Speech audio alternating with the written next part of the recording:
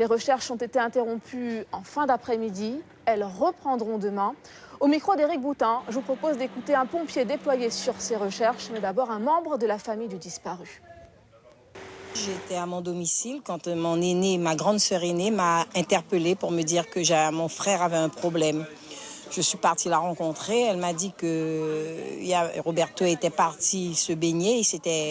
Il avait disparu. Alors on est monté tout de suite vers Oura et qui s'avère on a trouvé déjà les secours. Mais ce que je reproche, c'est que les secours, j'ai pas trouvé qu'ils avaient fait assez pour le retrouver.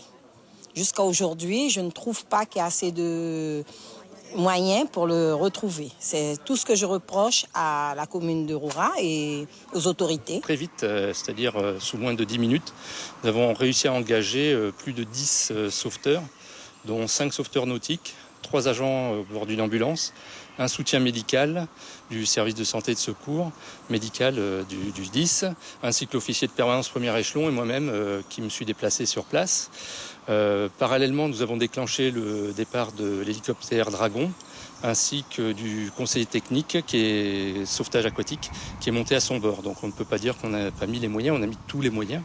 Malheureusement, je comprends les familles et la détresse qu'on peut ressentir dans un tel moment, mais c'est toujours trop long, c'est jamais assez quand on perd un proche et je peux le comprendre.